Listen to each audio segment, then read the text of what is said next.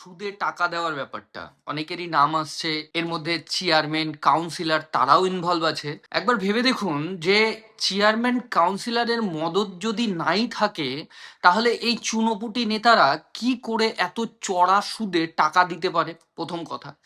দ্বিতীয় কথা, এত চড়া সুদে টাকা দিয়ে তারা যে টাকাগুলো ওঠাচ্ছে সেগুলোর যে পার্সেন্টেজ, সেগুলো সেই চেয়ারম্যান এবং কাউন্সিলরের কাছে যাচ্ছে না, এরও কোনো গ্যারেন্টি নেই। তারপরে এই চড়া সুদের যদি সুদ তারা না দিতে পারে, তাহলে নাকি তাদেরকে বাড়ি থেকে উঠিয়ে নিয়ে গিয়ে মারধর করা হয়েছে।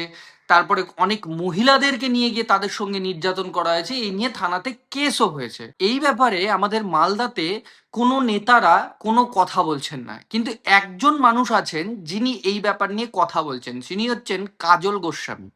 কাজল গোস্বামী মহাশয় এই ব্যাপারটা নিয়ে খুব পরিমাণ লেগে আছেন যে কারা এর মধ্যে ইনভলভ আছে আর তারা কেন এরকম ভাবে গরিব মানুষদের সাথে করতো।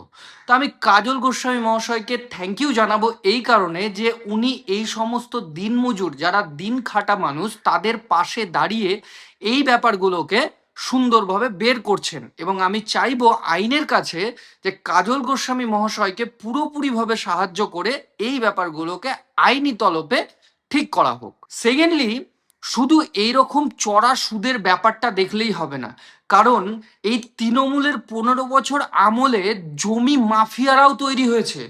জমি মাফিয়া বলতে যারা গরিব মানুষ তাদের ভালো জায়গাতে যদি জায়গা জমি কিছু আছে, সেগুলো তারা দখল করেছে, বিক্রি করেছে, সরকারি জমি অবধি তারা বিক্রি করে ফেলেছে। তাই আমি কাজল গোস্বামী মহাশয়কে এটাও বলবো যারা জমি মাফিয়া আছে তাদের ওপরেও হস্তক্ষেপ করার জন্য, এবং আমি আইনের দৃষ্টি আকর্ষণ করব যারা জমি মাফিয়া আছে তাদের ওপরে আইনত ব্যবস্থা নেওয়ার জন্য। আর আমাদের ওল্ড মালদা পৌরসভাতে যে জলের কানেকশন দেওয়া হচ্ছে সেই ব্যাপারে একটু বলে রাখি। যে জলের কানেকশন দেওয়া হচ্ছে সেই জলের কানেকশনের জন্য যাদের বাড়িতে অলরেডি জলের কানেকশন আছে তারা দ্বিতীয়বার কোনোভাবেই জলের কানেকশন কিন্তু পাবেন না।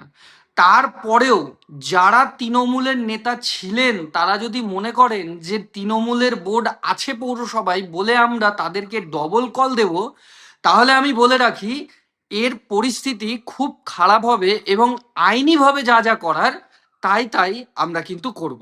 তাই সবার উদ্দেশ্যে বলবো, এই জলের কানেকশন শুধুমাত্র তারা পাবে যাদের বাড়িতে জলের কানেকশন নেই এবং যারা গরিব মানুষ পয়সা দিয়ে জলের কানেকশন নিতে পারেননি।